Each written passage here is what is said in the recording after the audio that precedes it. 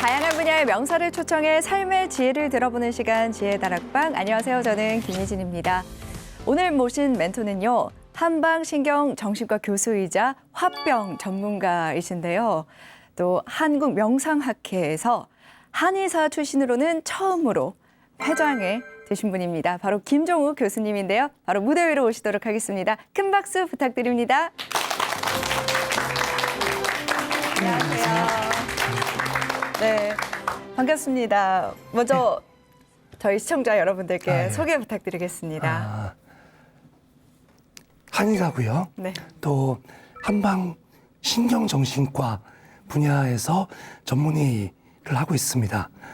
한의과대학 교수이기도 하고 때로는 그 여러 사람들 같이 여행을 다니는 여행가이기도 하고 또 가끔씩 책도 쓰는 네. 작가이기도 하고 그리고 또 그 저변에 명상을 하고 있는 명상가이기도 합니다. 네, 제가 소개해 드릴 때 네. 명상학회 또 한의사 출신으로는 처음 회장이 되신 분이라고 소개해 드렸는데 그 한국명상학회 창립 멤버이시더라고요. 어떻게 명상에 관여를 많이 하게 되신 건지요?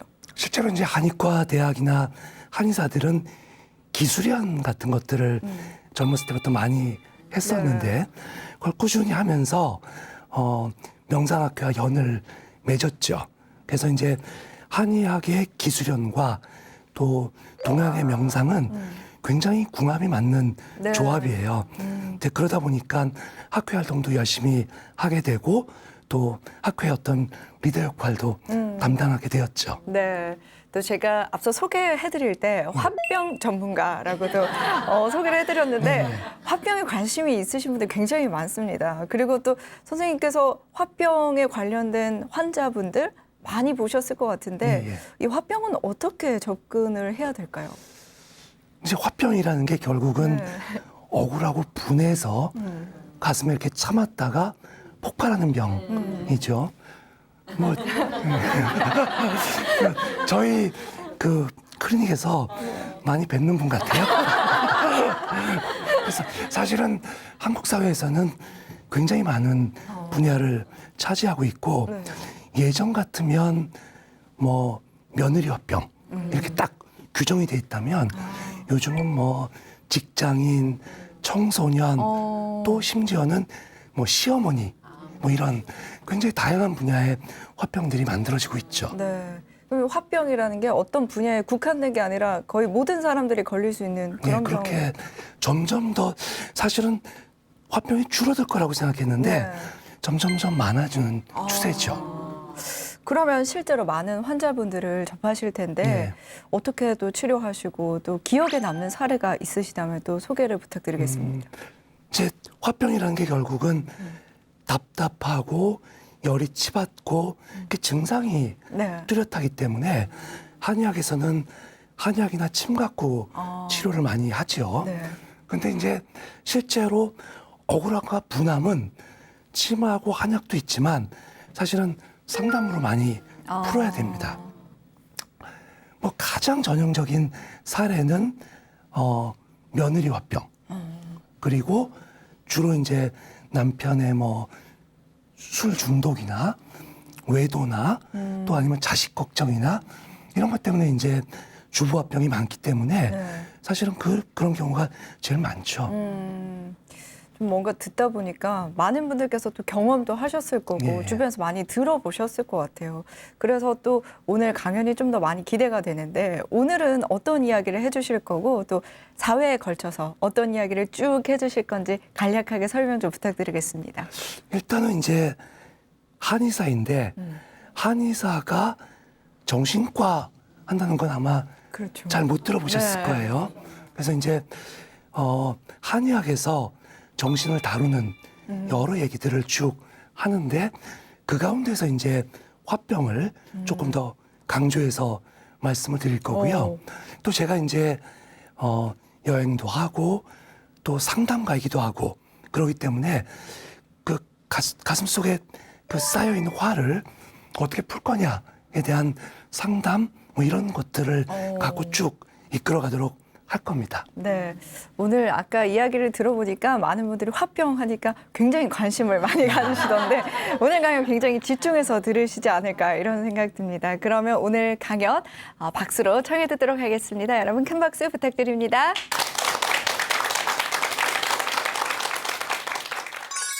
자, 이제 여러분하고 얘기할 거는 한의학으로 정신건강을 하는 겁니다. 사실은 정신건강에서 제가 제일 많이 하는 분야가 명상입니다. 그래서 이제 명상과 정신의학과 한의학에 대한 내용을 한번 쭉 들어보도록 하겠습니다. 정신은, 정이라는 것은 육체의 가장 중요한 에센스입니다. 그리고 신은 그 어떤 정신의 기능이죠. 그러니까 정과 신은 사실은 육체와 정신을 합친 말이고 그 가운데 굉장히 중요한 게 뭐냐면 기예요. 정신과 육체를 연결하는 다리의 역할을 한다. 그래서 우리는 오늘 정과 신과 기까지도 다루게 되는 그런 수업을 하게 됩니다.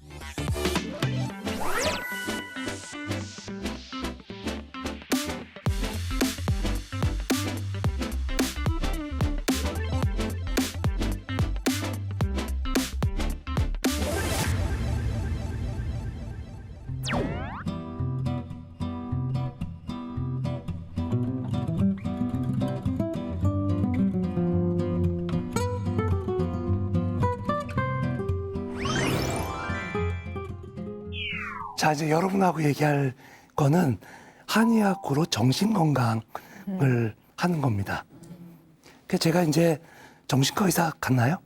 아니요? 사실 이렇게 한의사라고 하면 정신과 하면 좀 이렇게 잘 안 맞죠? 근데 명상 하면 조금 맞을 것 같나요? 네. 네. 그래서 사실은 정신건강에서 제가 제일 많이 하는 분야가 명상입니다. 그래서 이제 명상과 정신의학과 한의학에 대한 내용을 한번 쭉 들어보도록 하겠습니다. 자, 첫 번째 주제가 그냥 오늘은 한의학에서 보는 정신건강이라는 주제입니다. 자, 우리가 정신의학이라고 하면 사실은 옛날에는 주로 무당들, 그 다음에 이제 굿, 뭐 이런 걸로 해서 이제 풀어갔던 시대가 있었고, 그거는 한의학이나 서양의학이나 마찬가지예요. 그래서 옛날에 보게 되면, 예를 들어서 미친 사람들은 가둬놓고, 그러다가 이제 병원이 생겨서 병원에서 관리를 하고, 그다음부터 이제 심리학이라는 분야에서 연구를 하기 시작했어요. 그리고 아마 이제 여러분들이 아시는 프로이트나 이런 사람부터 이제 정신 분석 같은 걸 했죠. 그래서 과거에 내가 어떤 스트레스에 그 충격을 받았을 때 지금 이렇게 정신질환으로 갈 수 있다라는 것들을 이제 하게 됐죠. 사실 그러는 과정에서도 정신질환이 잘 다뤄지지 않았어요. 그런데 약이 개발되면서부터 사실은 정신과는 굉장히 많은 발전을 했죠. 그래서 마지막 1950년대, 60년대가 새로운 우울증 약의 개발이라는 거로 해서 정신과에 획을 긋게 됩니다. 자, 그렇지만 그 약이 개발됐다고 해서 문제가 해결된 건 아니죠. 사실은 아무리 과학과 어떤 그 현상을 갖고 치료한다고 해도 잘 다뤄지지가 않는 병들이 많아져요. 그래서 요즘은 소위 말하는 인문학적 접근, 그 다음에 뭐 명상적 접근, 심지어는 내가 앞으로 어떻게 살아야 될까, 삶의 의미는 무엇일까라는 것도 찾아야 정신의 문제가 해결된다는 입장에서는 철학적 접근까지도 이제 우리는 필요한 시대가 왔다는 거죠. 자, 인문, 명상, 철학, 이렇게 들어가 보니까 왜 그 좀 한의학이 정신과에 좀 맞는 것 같죠? 예. 이제 그런 얘기를 좀 하도록 하겠습니다. 오늘은 별로 다루지 않겠지만 다음 주에는 저의 그 전공 분야이기도 하고 한의학에서 제일 많이 다루는 화병에 대한 얘기를 할 거고, 그 다음엔 주로 이제 상담, 침, 뭐 한의학, 그 다음에 명상법 이런 걸로 해서 관리법 같은 것들을 말씀드리도록 하겠습니다. 자, 정신. 정신하니까 좀 기분이 어떤가요? 아, 그래요?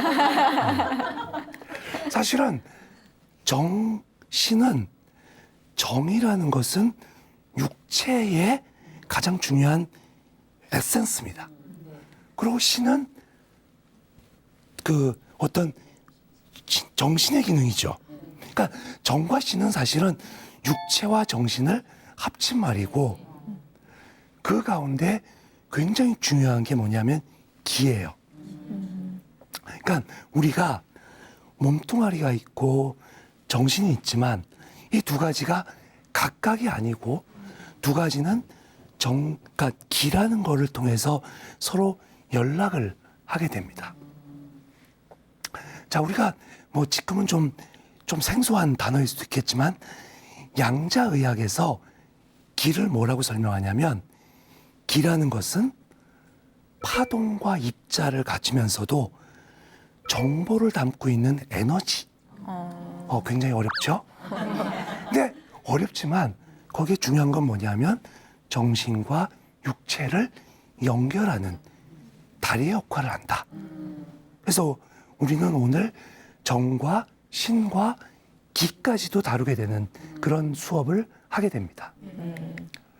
자, 그래서 옛날에는 뇌라는 거에 그냥 딱 국한해서 봤다라면 three minds, 세 개의 마음 또는 멀티 브레인, 그러니까 뇌가 여러 개 있다. 그래서 뇌가 뭐냐 하면 헤드, 하트, 장, 이렇게 세 개의 기관이 모두 다 정신과 연관이 된다는 거죠.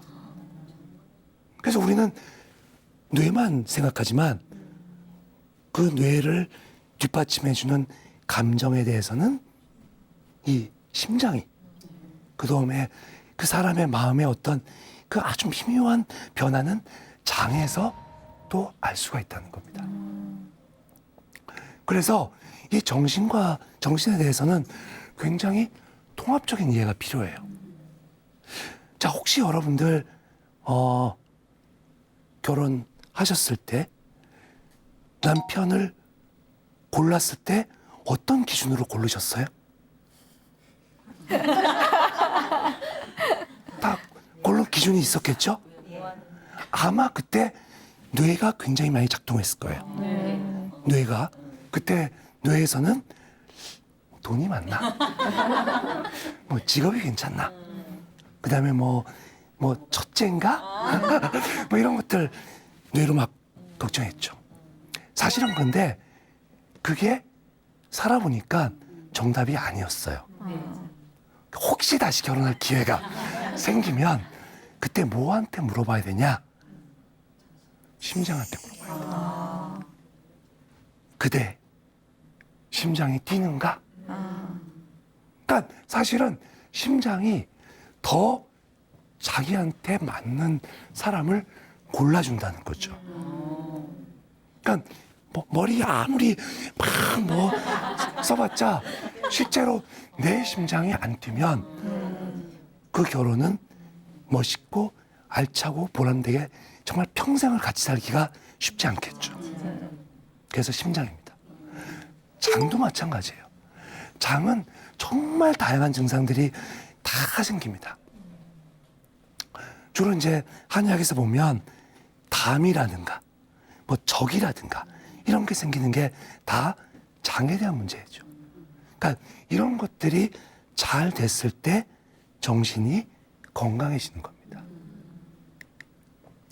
자, 이제 본격적으로 한방 신경정신과에 대한 얘기를 조금 하겠습니다.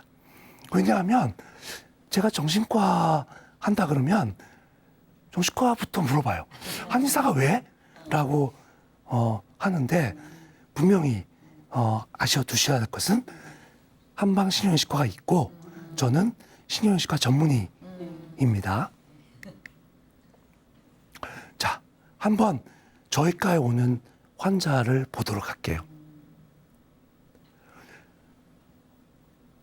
그저께까지 멀쩡하게 다니다가 어저께 건강검진을 받았는데 암이란 진단을 받았어요.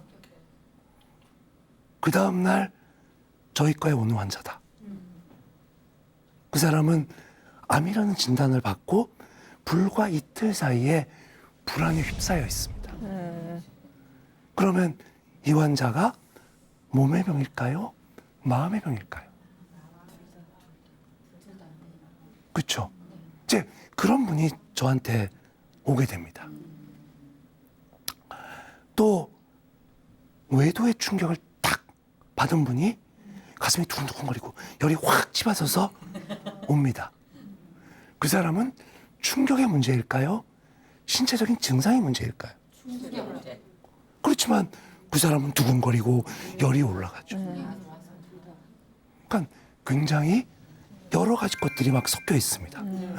거기다가 뭐 여러 증상, 여기저기 아프지, 소화도 안 되지, 잠도 못 자지, 열도 나지.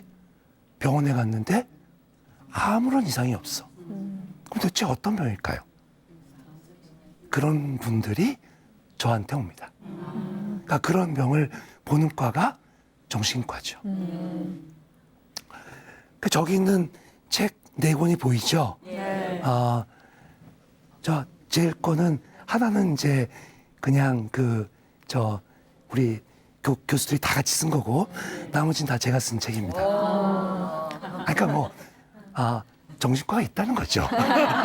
그래서 상담도 하고 명상도 하고 화병을 다루게 됩니다. 자, 그런데 병에 대해서 조금 우리가 넓게 생각할 필요가 있어요. 무엇이 병일까? 여러분 건강한가요? 네. 자신 넘치네요. 근데 보통 병원에 가면 건강 아니면 질병 이렇게 두 가지로 나눠지죠. 근데 사실은 미병이라는 게 있어요. 아직 병은 아닌데 건강도 아니고 질병도 아닌 그 중간에 뭔가 있는 경우. 그래서 그거를 미병, 뭐 병전의 병, 기능적 병 또는 라이프 스타일의 병 이렇게 얘기를 하죠. 우리가 막 아프다고 합시다. 저리고 차고 어지럽고 피곤하고 아프고 병원에 갔는데 검사에서 아무 이상이 없어. 병일까요? 병이 아닐까요? 그렇죠. 미병인 거죠. 하지만 이것도 분명히 병에 속하죠. 근데 그 반대의 경우도 있습니다. 건강해. 너무 멀쩡해. 근데 병원에 딱 갔더니 고혈압입니다. 당뇨입니다. 고지혈증입니다. 증상은 하나도 없어. 검사상에 병이야. 병일까? 병이 아닐까요? 그건 또 왜 병이라 그래? 의사가 판단하셨습니다. 그러니까 지금 우리가 우리 몸을 의사에 맡겼긴 하지만 어쨌든 내가 고통받는 것도 병이에요. 그래서 주관적 미병, 객관적 미병 다 합쳐서 다 병에 속한다는 겁니다. 자, 또 하나 이런 걸 봅시다. 우리는 보통 지나다가 스트레스를 딱 받아요. 오늘 집에 갔는데 집에 낯선 여자의 향취가 느껴져. 그러면 화가 날까요, 안 날까요? 만약 그런 자극이 왔는데도 아무렇지도 않다. 그럼 그게 병이야.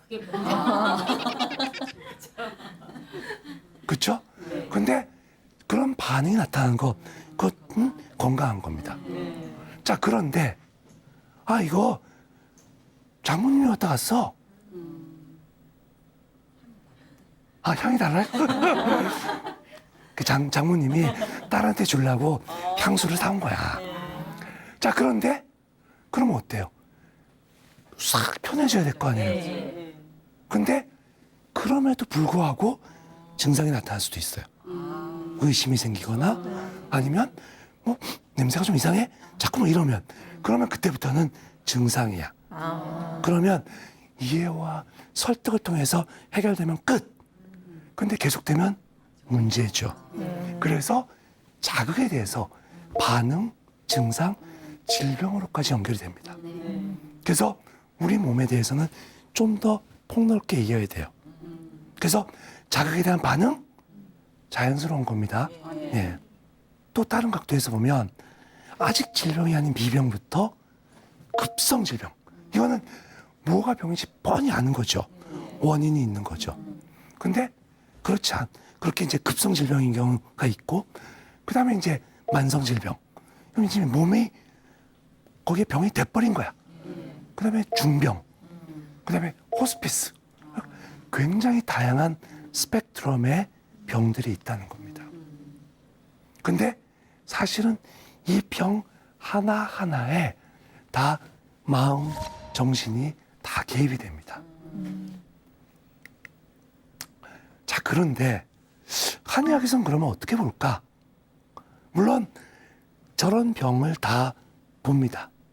근데 저희는 이제 동양학이라는 공부를 좀 해요. 그래서 유학, 불교, 도교에 관련된 이제 그런 것들을 공부를 합니다.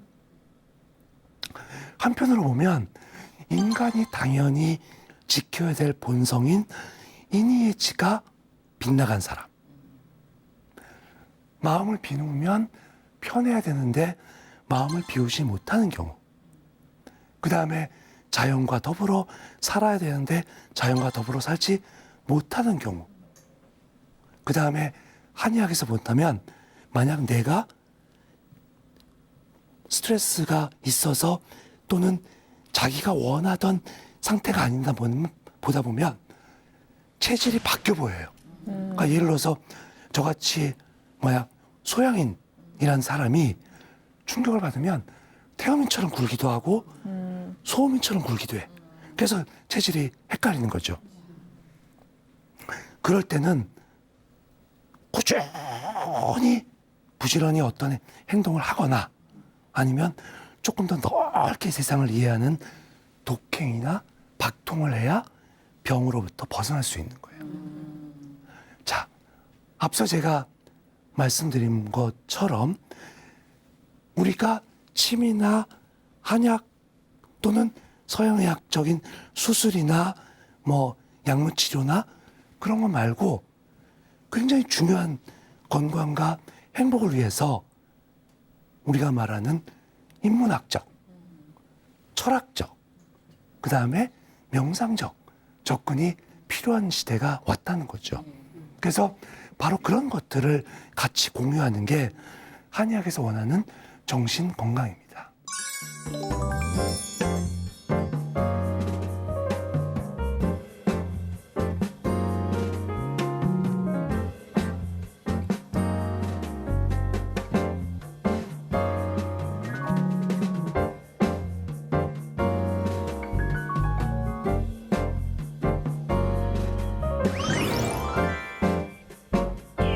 자, 그러면 이제 한의학에서의 치유에 대해서는 오늘 짧게 말씀을 드릴 건데 사실은 오늘이 제일 중요한 날이에요. 왜냐하면 가장 중요한 법칙을 말씀드릴 거니까. 한번 보도록 합시다. 자, 우리의 치유의 목표는 뭐냐? 라는 것은 뭐냐? 균형과 조화입니다. 그리고 균형과 조화를 이뤘을 때 인간은 최적의 상태가 돼요. 그리고 최적의 상태가 되면 환자는 자기가 갖고 있는 치유력을 통해서 질병을 극복할 힘을 얻게 되는 겁니다. 목표는 뭐냐? 자기 치유력을 극대화하기 위한 자신의 노력이 우리한테 필요하다는 겁니다. 자, 그것에 대한 법칙과 하는 방법에 대한 얘기를 드리도록 할 겁니다. 자, 첫 번째 법칙은 우리 여러분들 머리가 시원하고 배가 따뜻한 게 건강에 좋다는 말 들어봤죠? 네. 흔한 말로 두한종렬. 자, 이게 뭐냐면 이런 겁니다. 위에 가슴, 얼굴이 시원하고 아랫배가 따뜻하면 시원한 기운은 아래로 내려가고 따뜻한 기운은 위로 올라가잖아요. 그래서 이게 계속 순환이 됩니다. 그래서 그런 거를 건강한 사람이다. 이렇게 되는 거예요. 반대는 어떻게 될까요? 위에 열이 딱 올라가는 겁니다. 자, 한번 열이 올라가면 어떻게 돼요? 열이란 것은 위로 자꾸 올라가는 현상이. 그러고 찬 거는 자꾸 아래로 내려가는. 그러니까 열과 찬 게 분리가 되기 시작해서 계속 열이 위로 올라가고 계속 차지게 됩니다. 그러니까 그것이 이제 우리가 말하는 불건강 상태예요. 그러면 최적의 상태를 만들 때 신체 조건의 첫 번째는 이 두한종렬의 상태를 만드는 겁니다. 제일 쉬운 방법이 뭘까요? 명상이요? 예. 벌써 명상을 탁 하면 아랫배가 따뜻해집니까? 아, 그래요? 뭐 일단 성공. 머리가 시원해졌다. 근데 어쨌든 제일 쉬운 방법은 배에다 뜸 뜨는 거. 그러니까 아주 간단하지만 배를 따뜻하게 하는 거는 건강에 굉장히 중요한 법칙입니다. 우리가 아주 흔한 사례로 감기에 걸렸다고 칩시다. 감기라는 거는 외부의 병사가 사람에 침입해서 생긴 병이에요. 그때 어떤 현상이 벌어지냐? 위로 열이 치받습니다. 그리고 아랫배가 차져요.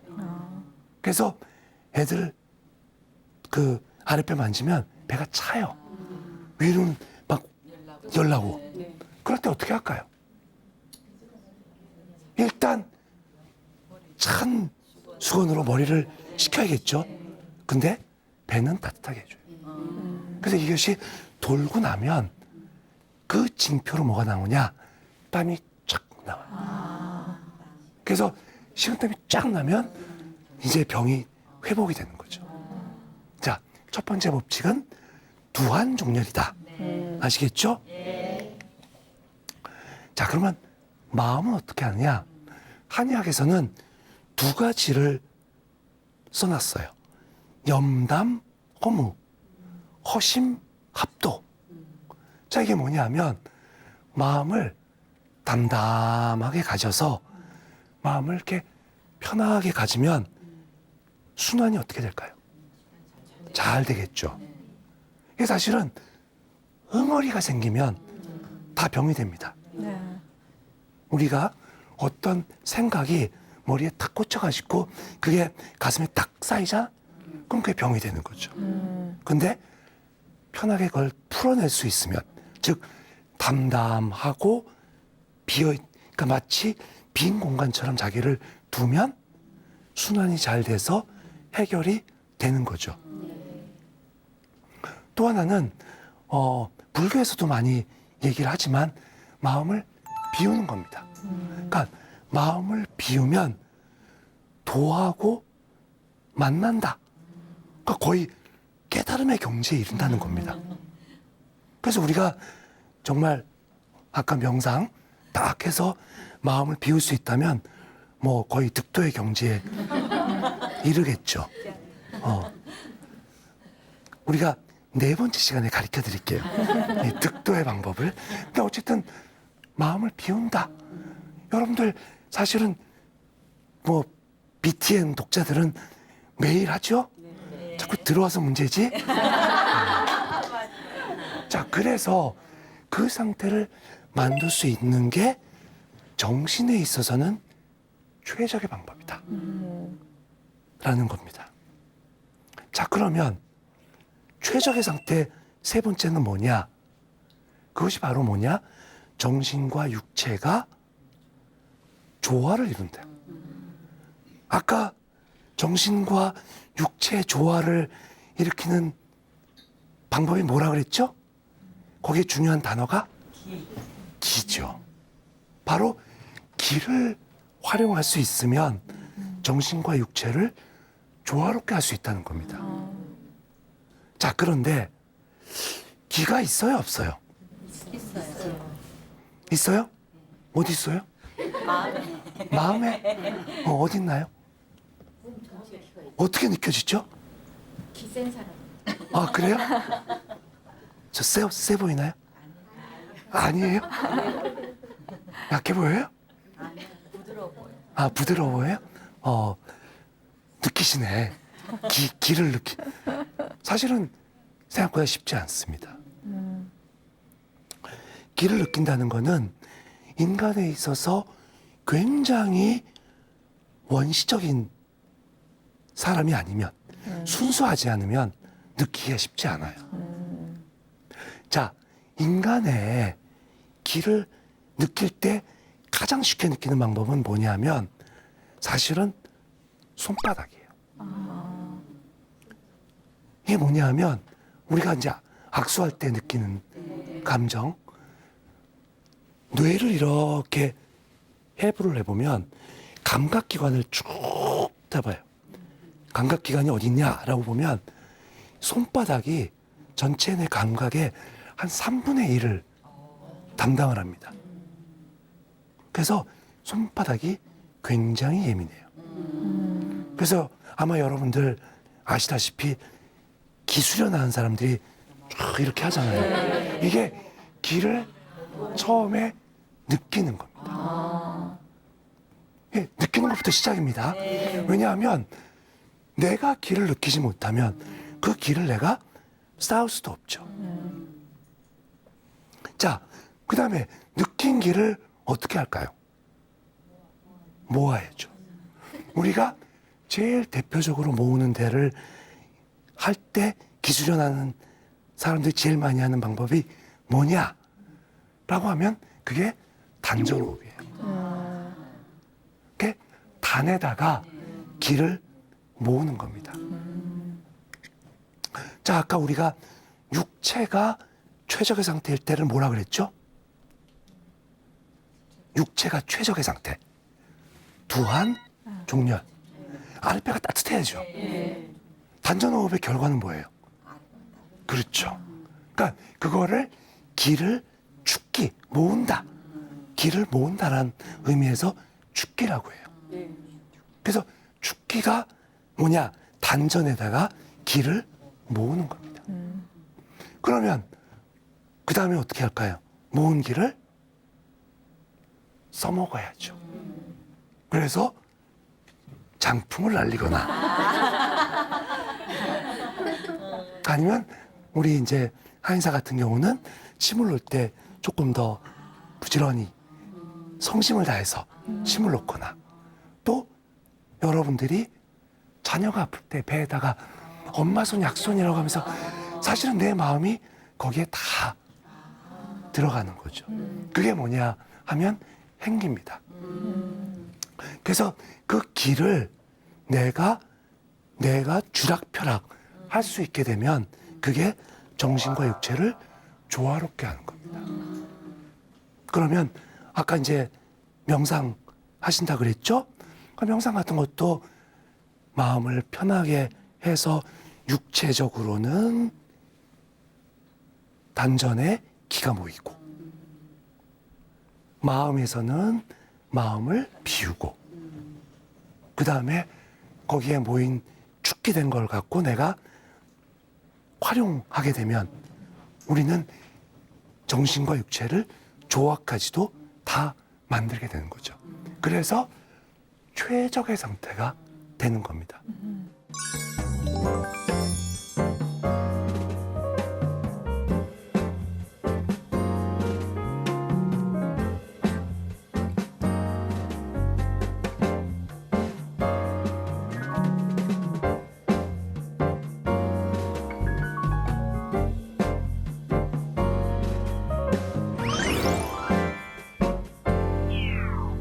최적을 만드는 방법 세 가지를 또 알려드리겠습니다.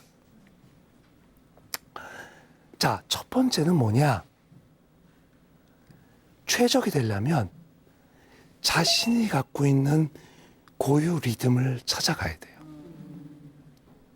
그런데 자, 여러분들이 숨 쉬는 거, 맥박 뛰는 거, 피부의 이런 움직임, 뇌파, 다 사람은 리듬이 있습니다.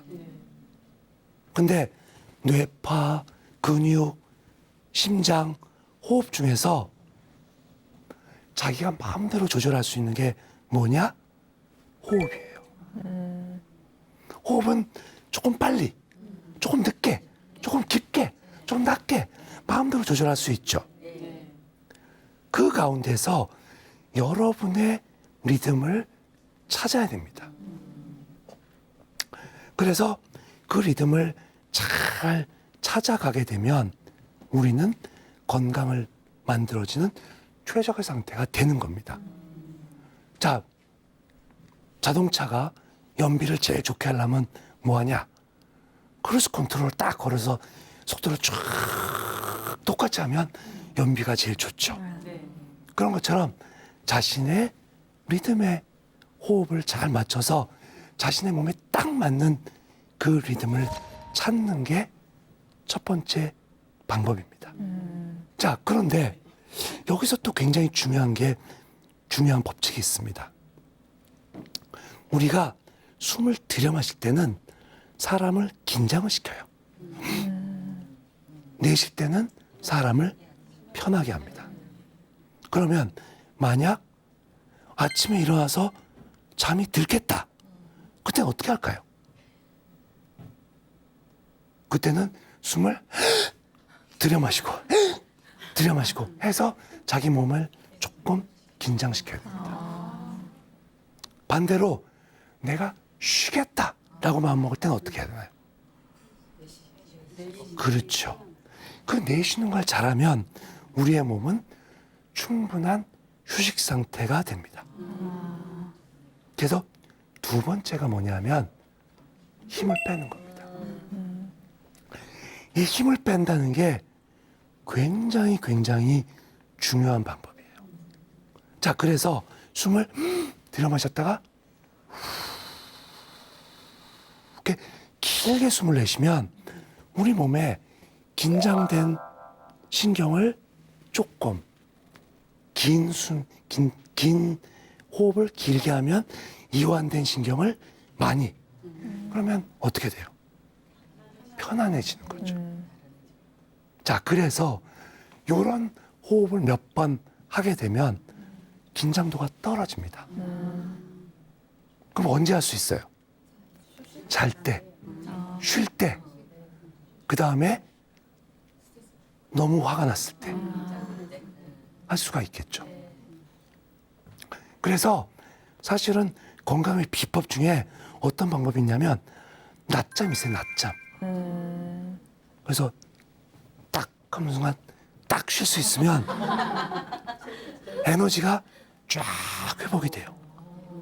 여러분들 아마 기회가 있으면 해보세요. 막 열심히 운동한 다음에 조금 더 운동을 해. 막 지쳐. 그리고 지쳐. 힘들어. 그리고 딱 쉬었을 때 내 몸에 에너지가 쫙 올라오는 느낌. 요 느낌이 자기의 에너지를 쭉 충전한 느낌이에요. 그게 낮잠의 비법입니다. 그리고 그 낮잠을 잤을 때 손을 탁 보면 손바닥이 따뜻해져요. 아랫배도 따뜻해지고 얼굴은 시원해집니다. 이것이 두 번째 방법입니다. 자, 그럼 마지막 방법은 뭘까요? 저게 이제 생각입니다.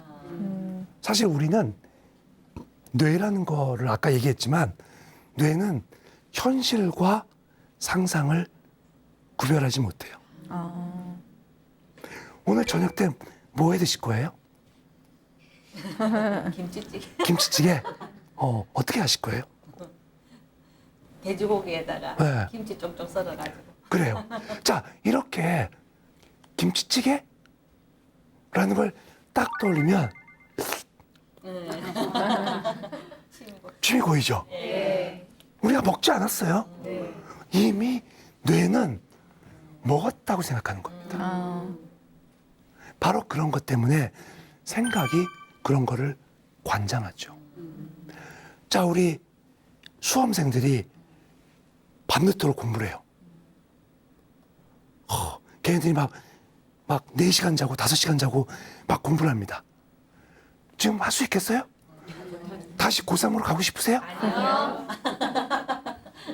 근데 그 애들은 왜 그게 가능할까?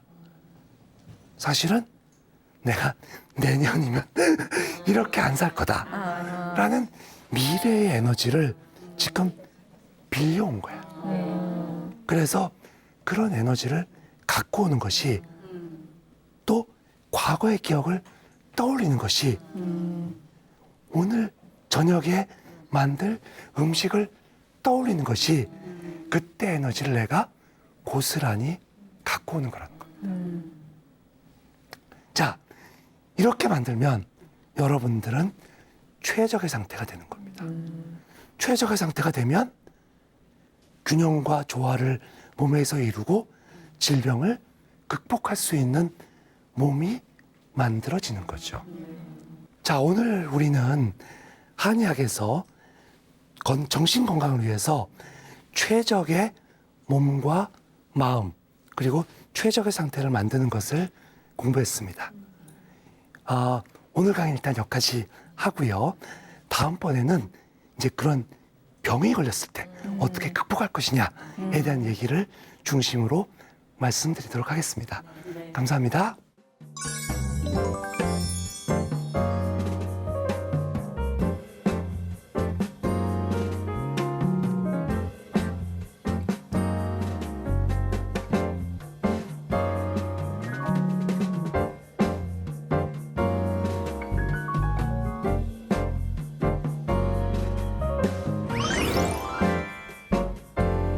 네, 오늘 교수님의 강연 너무 재밌게 잘 들었습니다. 감사합니다. 그리고 또 한의학과 신경정신학 네.